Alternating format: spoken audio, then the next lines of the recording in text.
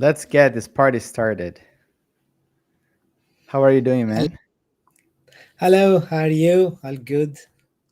Good, good. Okay, let's add Yeah. Manos as well to the scene. Mm-hmm. Hey, man, how's Hey, everything man. going? Hello from Buenos Aires. Thanks for joining. Yeah. I know it's been crazy. I can't even imagine. I'm so FOMO for not being in Argentina right now. Can you tell us how's everything? How's the feeling there? I really love the Ethereum events. It's like really packed. There's like 100 things happening at the same time, and I think the quality of the people is like really good. Like you get to meet real builders, other different projects or other projects doing infrastructure. I think it's really useful. But there's a lot of things happening with investors as well. Um, with there's a lot of changes I think in capital formation that are necessary in the industry because of what's happening with um, the market. So I think we're at the right place at the right time. That's amazing to hear. Yeah, the market's been crazy. I think there's a lot of bad things happening in the past few years with all the meme coins, all the like scam coins, etc. And that actually been hurting people that actually building real infrastructure, real projects like WeatherXM, like you guys, right? So it's good to hear that this shift is happening. Also, I see a lot of investors are having a hard time fundraising as well. So I think it's a probably a healthy thing, to be honest. All these hard times, right? But anyway, let's get started. I think everyone who's listening here, we're live. I am in Portugal. Nikos is all the way from Athens. Manos all the way from Buenos Aires, Argentina. We're gonna start by introducing you guys. We're here in a verification program that whether XM just passed. It's one of my favorite projects on the DePIN space. I think I've been talking to Manos for so long, and it's been really interesting to see the trajectory that they're going. And we're here in the space actually to talk about this new cool thing that they're coming with called the rollouts. But without further ado, let's just maybe Manos can introduce a little bit about what you guys are up to. And I know that you have to go quite soon, so and then we can pass the hat to Nikos to continue the conversation. Nikos, what is that, man? It looks like whiskey, but it has water. Whiskey. Uh, I mean, it's Yeah, maybe it's gin though. oh, true. he was a bit nervous before, so he said he's gonna get some whiskey. So yeah, quick background on WeatherXM. As a core team, we go back in time more than 10 years now. We started as an industrial IoT company delivering solutions to large enterprises in the space of energy, infrastructure, motorways, logistics, and so on. We always came across the problem of not having enough weather data. So we started deploying weather stations. Then we came across the problem of um not user friendly weather stations, cumbersome to deploy. So at some point, we started manufacturing our own hardware, an opportunity there to make the world's first crypto-enabled weather station, which unlocks a number of opportunities. And one of them is the incentive to um, engage with the community. Well, from a community perspective, the incentive to deploy the stations, engaging through the token element. Um, so we did this pivot a couple of years ago. We started deploying weather stations and rewarding the people who deploy the stations for the data contribution in our own token. And we built enterprise level weather analytics, weather premium services that we sell to enterprises. So we managed in a period of 2, 3 years one of the largest global weather networks. Right now, we have 9.6 thousand weather stations, devices like behind me, like physical hardware that you put outside your house, at the roof of your balcony, or at the roof of your building, not at your balcony, um, um, in the farm, in the middle of nowhere. Our devices work because they're energy and communication autonomous. We have Wi-Fi, LoRaWAN, and cellular stations, three different types. So we maximize the coverage using different technologies suited for different use cases. And yeah, and we have a bunch of customers on the demand side. We have energy companies, um, motorways, port, insurance. Nikos can unpack more about insurance later on as well, because we're doing our own thing there as well. And a lot of small farmers in the agriculture. There's a lot of people using our weather services for free though, because we make all the data available immediately. Um, it's free for everyone to see, to confirm their existence, and to use and to benefit from. And we have a dual license that is asking essentially um, companies who want to commercialize on the data to buy a commercial license, and the process of buying the license brings value into the token and closes the loop of our economy. That was a long intro. No, that's pretty good.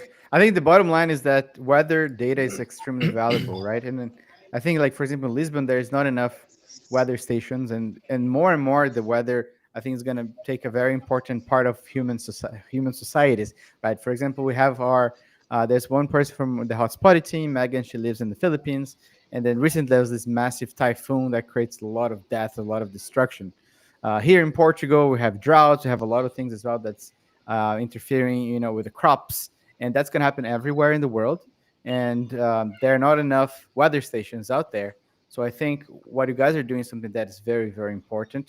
The more weather stations out there, the more data points you have that you can process, and you can have more, hyper localized data. And I guess a lot of places that sometimes doesn't even have, I think there are smaller cities that probably have one or not even one station out there, right? So I think what you're doing is extremely, extremely important. um, how are you guys seeing that? Because I think you've been one of the oldest projects on DePIN, right? It's been around for a long time. Seeing the ecosystem grow. I think you're mentioning about Dev Connect now in Argentina. How are you seeing the current state of the DePIN ecosystem?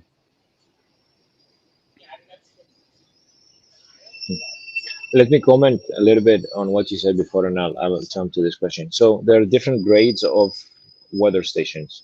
In the highest grade, let's say, of an installation of a weather station is the ones we call WMO compliant, World Meteorological Organization compliant, and those are the ones usually that airports have. So it's WMO takes the ones of the airports, and these are like more than $100,000 installations, like could be hundreds of thousands of dollars. But more or less, they're trying to monitor the same stuff that we monitor as well: wind speed, wind direction, temperature, humidity, pressure, solar radiation, and precipitation.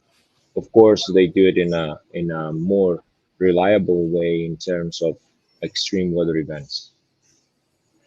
If it's so, if there's a hurricane, for example, those devices will continue to monitor. So, am I still on? Because I see myself full screen. Yeah, yeah, okay.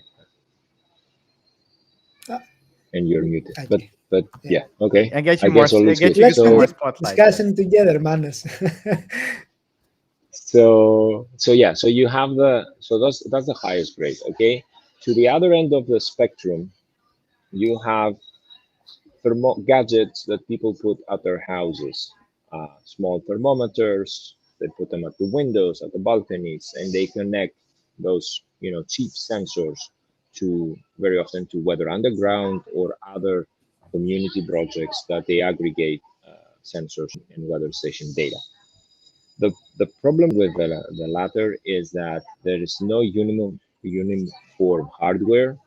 um, the hardware was never designed to be accurate in the first place. People don't deploy it in accurate locations because they don't understand that it's important not to put the sensors on your balcony.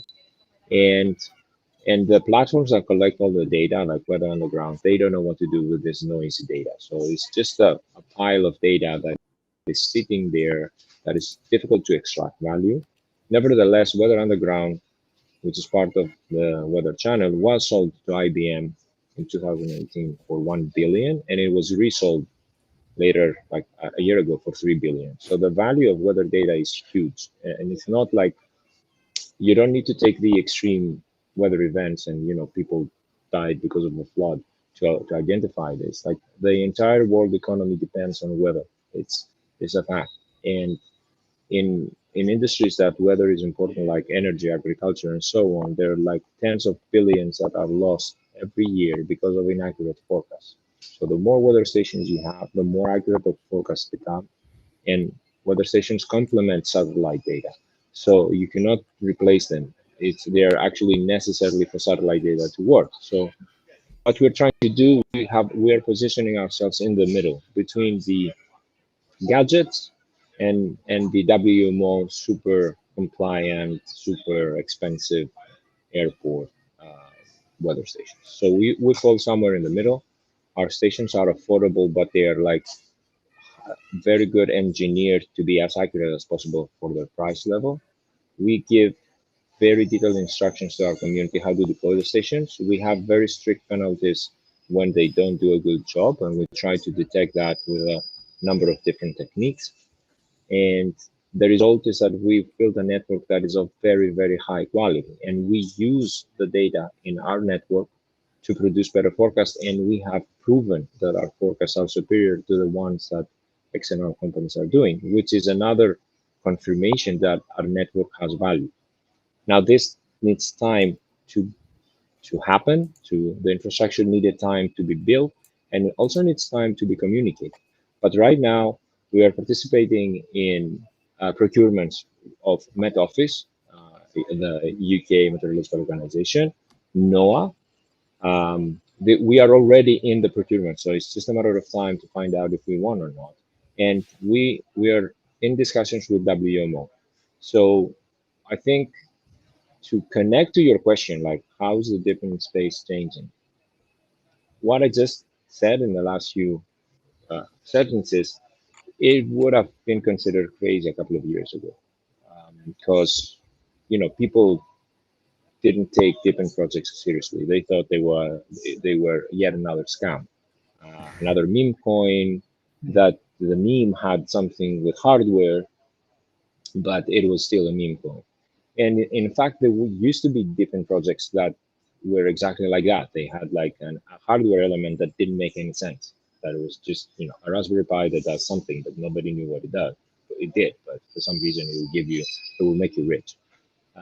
So I think what's happening now in the space, because of this consolidation and because of the market ups and downs, the good quality different projects that are producing real value and have somehow managed to close the product market fit um, loop, they are in a better position. They expand, they grow, and they are and they attract the attention of serious companies and serious customers, like we do. And just to add on that, uh, we experienced that.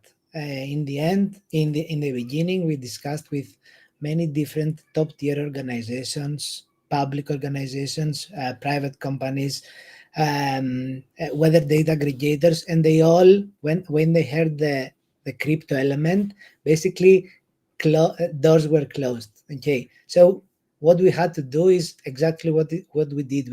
We built the infrastructure, the platform, the network. It's live 3 years now. No, only minor issues, nothing there. And now it's our time, basically. These last couple of months, we are in the discussion, we are in the table, and we are getting pinged from those uh, those projects, those companies that in the start we poked them and their doors were closed, and now we are pinged back. Amazing. Yeah, no, exactly. I think that it's kind of like continue building and surviving, right? Because you have this conviction, you guys building something that actually adds a lot of value, but you need to be alive long enough for those people to reach back to you. Because if you're like underfunded or it doesn't really work out in the end, because maybe it's not the right timing. So I think you've been building for such a long time. You have enough data points. You have enough, you know, infrastructure. The deployment is it's big enough to have actually quite an interesting value. One analogy that I like to think about the weather station, correct me if I'm wrong here, it's how, for example, Google used to start, right? They have two ways to do it. One way, you have a very expensive server, like in this case, a very expensive weather station, or you have multiple weather stations that are cheaper. Then the aggregate of this data is actually can be better than a very expensive data if you only have one weather station. That's how Google started. They like, okay, we don't have that much money, but we're gonna have a lot of shitty hardware out there, but we're gonna do a very good job on the software. That Google is what it is right now because they have this different way of doing, like it being very scrappy, but actually very smart on the software side. I think DePINs can do a lot on this sense as well.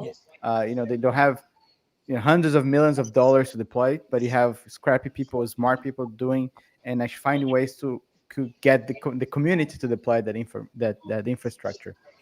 But one thing that And I'd on like that, to yeah. let me comment something on that. So imagine like a multi-thousand dollar equipment somewhere out there in nowhere. Okay, but in Africa, this cannot happen. It's gonna be scrapped within minutes. So this is something that we managed to solve, and especially we are discussing about Africa. Not only there are very few weather stations, but all the governmental networks, which make 90% of the station are owned by governments, are closed data stations. So nobody can use them. It's not a community element. So now we are here to change that. Amazing. And then from everything that you built in the past, right? I would like to talk. What are you guys focused on right now? What is exciting about WeatherXM, and what are the things that you're focusing on? And that's, I think, one of the main things that I would like to talk on this live AMA as well. So right now, the number of unique wallets and unique accounts that we have on the project is 6,000.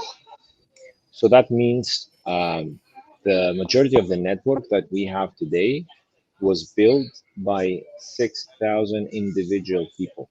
And that's a small number for a crypto project, but it's a huge number for the as a proof of work project, in the sense that all these 6,000 people, they had to like put some real effort to set up the equipment. It's not difficult, but it's way more difficult than clicking on a like button or minting a free token and then waiting for money to come. Um, so, and that was great, and that was the beginning of the project of the network, in the sense that people who understood what we were doing, that had some exposure to other different projects already. They were buying the hardware, they were helping us with the revenue from the hardware sales, and they were deploying the equipment. There was a side effect though, that most of the network initially evolved in Europe and in the US, where the where most of the wealthy people that participated in the crypto space were. So we strongly believe that our network is even more valuable in places that no other infrastructure exists, like Nico said. And they're like in developing countries, in poor countries, there are a ton of problems involved when it comes to rolling out weather infrastructure. Like like what Nico said, governments are very defensive. They think you're trying to extract resources from them by stealing their insight, the weather data. China treats weather data as military data, so they share nothing. We had weather stations removed from China by the government, our weather stations, um, and so it's so in in other places, if you remove Europe and US, all the other places are really difficult to deploy equipment.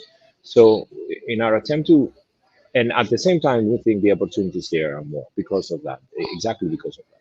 So in our efforts to figure out ways to make the network sustainable and grow in those locations, we came up with this idea of decentralizing the ownership from the operation of the sensor. So tokenizing essentially the hardware, so people can pay to subsidize the cost of hardware, get some services back in exchange, get data and services from their neighborhood, get rewards from those stations that they help manufacture, but but they don't have to do anything else but just mint a token, which is like the that that aspect of the crypto enthusiast is still there.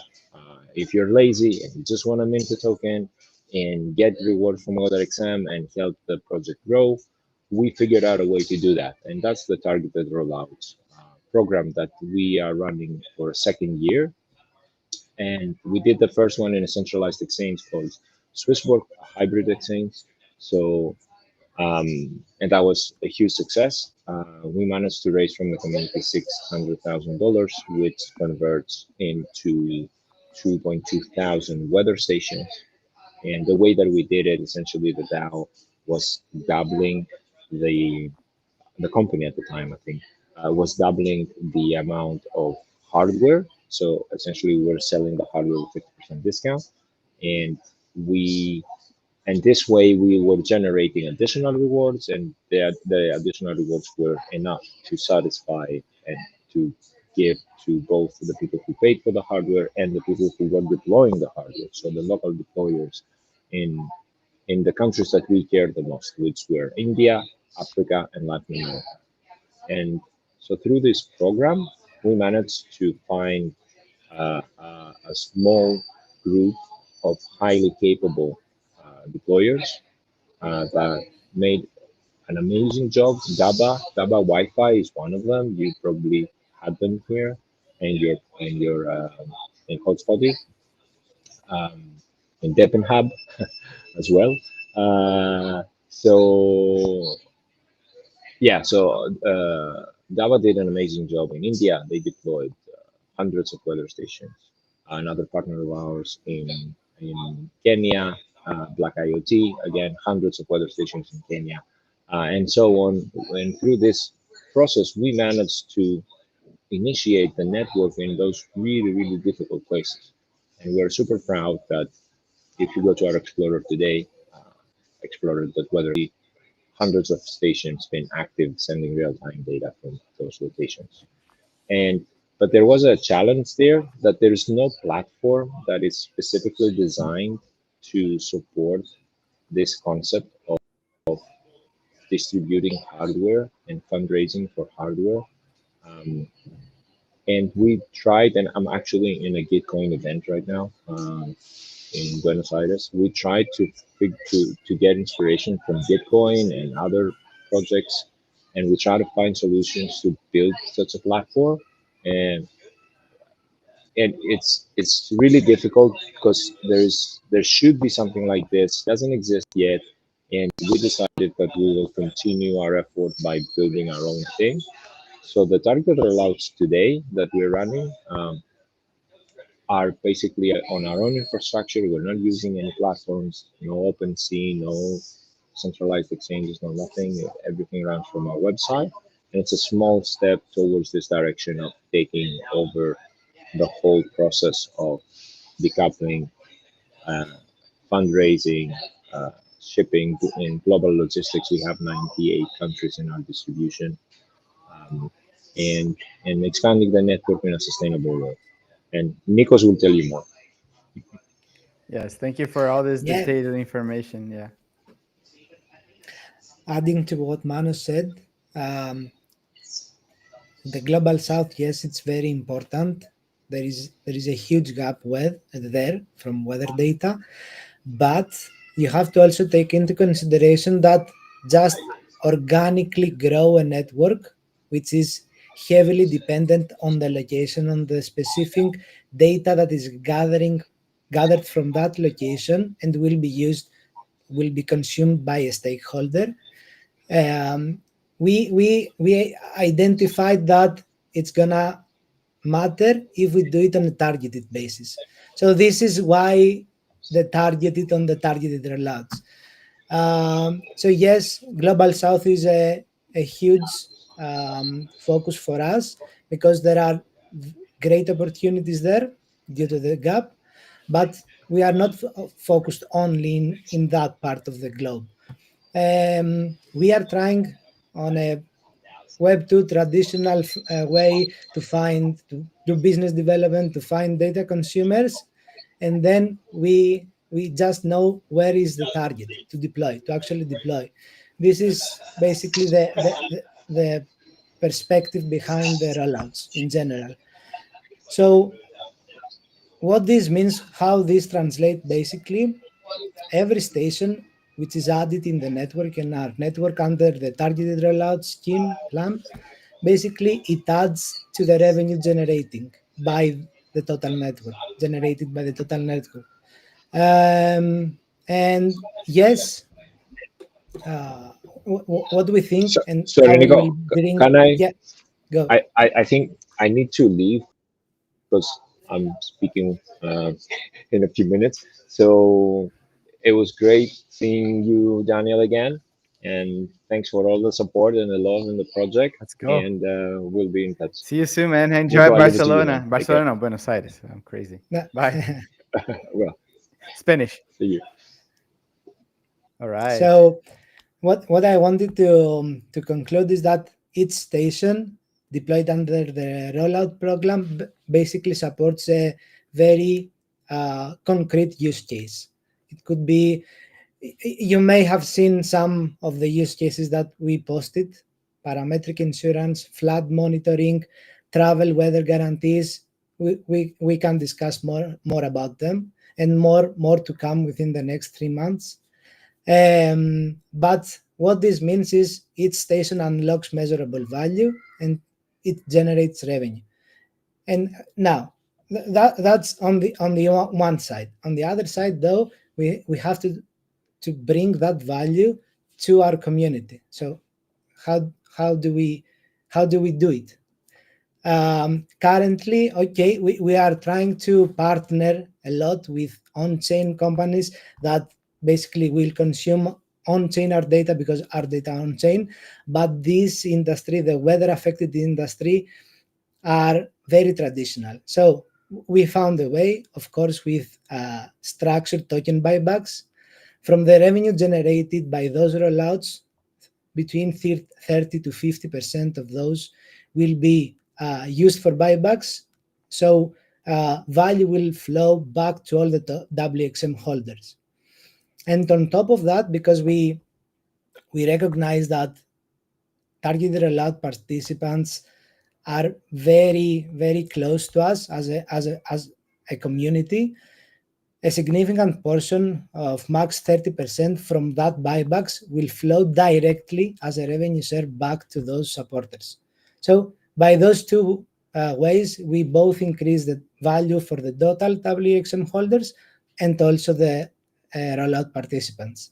And of course, we do not stop there, because, as I said, recognition of the rollouts value is significant for us. A significant lesson learned from rollout one with Swissborg is that, yes, it was the operational, logistics, you name it, deployment, very different aspects, but the most significant aspects was the targeted one. So on this rollout, we are doubling the rewards. We are doubling the rewards in order to recognize that value for the rollouts. And on top, we will also introduce, more info will follow the next days. We will introduce a staking mechanism for anyone that wants to be full in and all the way with us, to have some extra yield on his rewards of the rollout. Yeah, I love that there's so many ways to interact with the project, right? Like I can buy the device, I can deploy on my roof, not balcony, right? Otherwise, I will be penalized, like Manos like to say. And also there's like this rollouts. Can we Yeah. talk a little bit about also the NFT program? How does that work? It's called the Beaver Mhm. NFTs, and how did you come up with this idea? How does that work? And how do you see this working in the near Yeah. future as well? So why beaver? It's a fun fact. Beaver basically it's the weather animal. It's the animal that is the most sensitive to weather, understand and forecasts, let's say weather.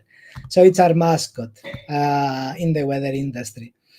Um, as Manos said on the rollout one with Swissborg, we had to do something in order to take the first lessons. It was a pilot, a successful one, but we wanted to go all the way. So we found out, we tried various platforms to actually launch a next rollout. Um, but it was very tricky for them to understand that you are selling a device which is tokenized and rewards flow from that device to the owners, to the supporters, and on the other hand, to other parties that deploy. It was very tricky. So yeah, it was a gap in the market, and we decided to actually launch our own platform, our own DePIN platform, to actually for our own needs. Okay, uh, so we do end to end, from promoting to the smart contracts, to the decentralized application in order for anyone to mint. So it's easy. It's a three-step process. You go to the minting app, you log in, you connect your wallet, and there are three ways. Either you can buy with, it's on a new chain too. It's on Base, so we are trying to go into multi-chain approach. Previous one was in Solana. So we are playing with all the chains in order to attract the more participants that we can. So it's easy. You connect your wallet. Either you use USDC or Ethereum, or you can buy with WXM on Base. We have launched our own pool on Arbitrum, so just go there and buy your WXM. It's gonna give you a discount, 10% discount. And of course, for those that already have WXM, we have our own bridge, so you can bridge directly from Arbitrum to Base and use that to buy. And it's a simply minting process. NFT goes to your wallet, and for a period of 2 years, you will receive rewards from the stations that will be deployed when the sale is finalized and we know the final amount of the stations to be deployed. Yeah, no, I love this idea of actually is an utility for an NFT, right? Not just like a cute beaver picture that sits there and does nothing, just collects dust like most other NFTs around there. But this is one that actually can bring a lot of value, right? It's Yeah, you're gonna yeah. pay, let's say, $100 or like get some discount as well. You get that. That's all you need to do, and it's not just investment, because you can hopefully gonna get an ROI on that investment as well. But you are actually funding deployment of weather stations around the world, especially like Mhm. in the south of the world, and in Africa, South America, Asia, Exactly. places that are actually needed, right? I think it's also something that can get people excited about, just a way to help develop these worlds and then still make some money. So why not do that? I think Why that's not? Yeah. exactly, so super important. Do you have any idea like the payback period? Like, it's really hard to predict because of the token price, depending of the macroeconomics of crypto right now. Like as we speak, the market recovered a little bit, but it's still not very exciting. Like it's been tough months the past few 6 months, a year, Yeah. right? Yeah. But do you have any forecast for the listeners?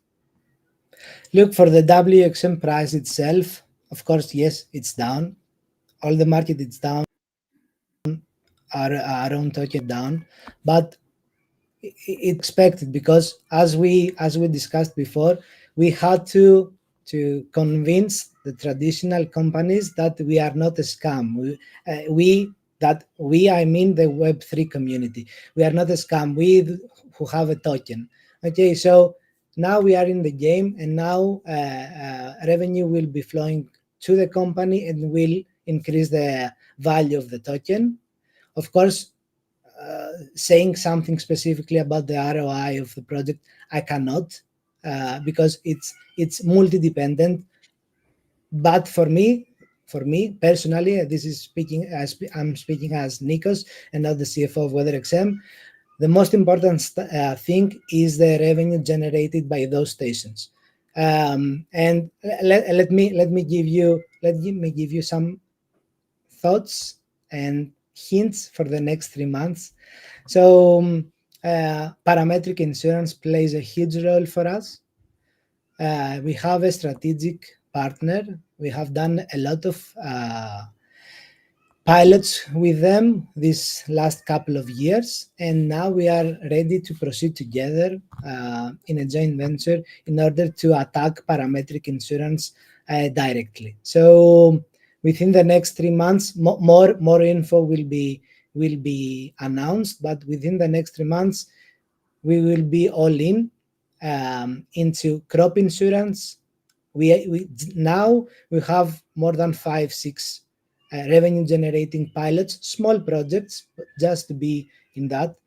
Being in the insurance, being in the weather industry is hard. In being in the insurance is even harder. Is a very close circle, but we are there.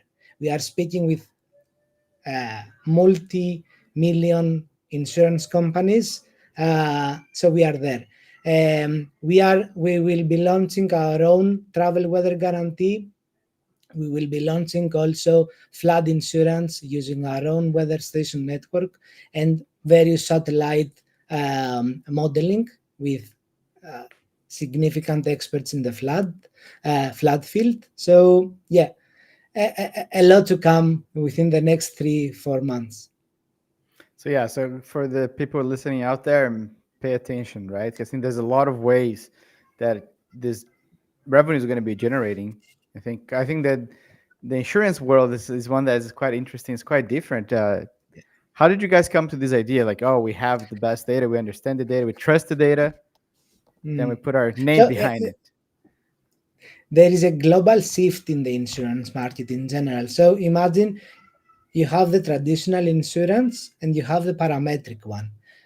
Traditional insurance includes in the last mile includes a claims process, a damage assessment, etc., which is a significant overhead for the insurance companies, which is increasing the premiums, and Hmm. it's also a huge overhead for the actual um, individual that buys the policies.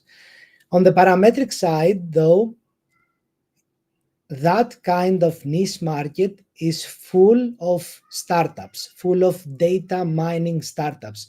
Why is that? And it's not 20-year professional in the insurance market. So why is that? Because parametric means that you actually define the parameters that you want to underwrite and assess the risk of anything.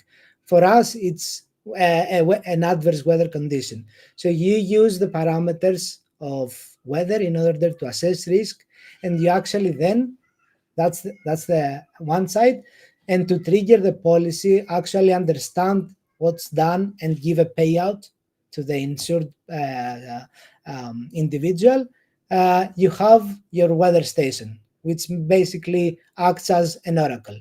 So it was a very smooth transition from being just a data aggregator and value added services provider into jumping on that ship on the parametric weather insurance. Yeah, no, I love it. I think this thought process as well, right? I think that's gonna be the one thing that gets WeatherXM into this hockey stick. Let's hope for that, right? And then everybody's gonna go crazy. I'm gonna sell my kid to buy a weather station and all that stuff, Yeah. all the cool things. Can you tell a little bit about the function of the DAO as well? You guys have the WeatherXM DAO, right? Yeah. Initially, the plan was to launch the DAO 3 4 years after the token launch, but we decided that because we thought that this is this is how most of the projects do. This is what we will do. But we changed that approach. We said, let's bring on board from the get go the community. Let's give them a voice And we have our own, of course, we have a strict governance mechanism. We have decisions that are being decided from the community with on-chain voting, etc., etc. More stuff for that in the weatherxm.network.com on the governance aspect, and we are trying to progress that even more. So in Q1 and Q2 of 2026, we want to establish the DAO into and make it evolve in the next step in order to change a bit the members. Now it's we are mostly from a legal perspective. We are all of these are public data in the site. We are 11 members, which mostly 50-60% of those are employees of WeatherXM, but we want to open it to the public. So yeah. No, amazing. I think that's the right way to do it. I'm excited about the next steps for you guys. I think hopefully 2026 is going to be a great year for all of us into the crypto. I hope so. And also for WeatherXM, for everything that you're building, it seems like to be also not be so dependent on the Web3 world. I think it's important, right? Like bringing real revenue, bringing the value that you guys are creating with the weather stations actually Exactly. doesn't Exactly. matter if it's a bull market or bear market, that data is still there. The world still spins. And Yeah. the typhoon doesn't stop when it's a bull market or a bear market. Talk about markets. Can you mention a little bit about how does the weather station, like the WeatherXM token staking works, and why should people do that? So the staking will be actually on the WXM rewards that will be generated from the stations to be deployed under the rollout program. So directly when the sale ends, we will open the staking decentralized application, and you can select to stake the rewards generated by those stations and allocate it to each one on a pro rata basis, and stake them for three types of periods: 3, 6, and 12-month period, each with a different yield. So we basically want to incentivize even more the community to join forces for the next 2 years, build on a targeted basis even more the network, reach the goal that we have for 20,000 within the next year, and get it from there. Yeah, I think everything that you guys have been building so far, now it's the time to go for the kill, right? You already have a lot of stations around the world, have a lot of, came up without this strategy, how to generate revenue and then turn this revenue back into the token for the customers, for the supporters. So I think it makes a lot of sense for staking. I think, I don't know if my data here is correct. You have 3 months, I think it's like 5% APY. 6 months 8, and 12 months is 12%. So 12% is actually Yes, not a bad return, right? exactly. And we are confident of that because we know that the demand side discussions for the revenue to be generated by the whole network is getting very good, is going very good. So we are confident about bringing part of that revenue back to the network and the token holders per se. Amazing. Yeah.